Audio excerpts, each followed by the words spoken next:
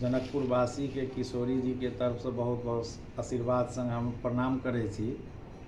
एकटा अपनी सबके निवेदन करल है, हम लाइव आयल छी जे इहे भादव महीना 23, 24, 25 गते एकटा भारत के बहुत विशिष्ट विद्वान हमरा सबके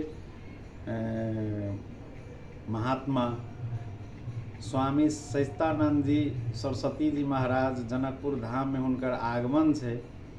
वो वेदांत के बहुत बड़ा विद्वान छथिन और वो जनकपुर में 3 दिवसीय कार्यक्रम हुनकर 23, 24, 25 के होबे जा रहल अछि मरवाड़ी सेवा समिति के हॉल में।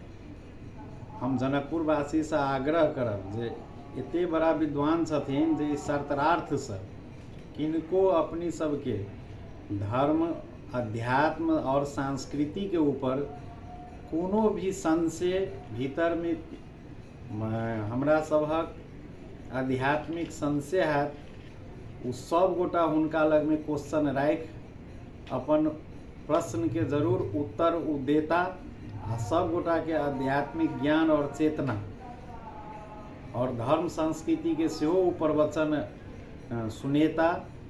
प्रत्येक दिन 3 बजे से हुनकर प्रवचन और शास्त्रार्थ के एकटा हुनका से जिज्ञासु लोग जिज्ञासा भी करथिन।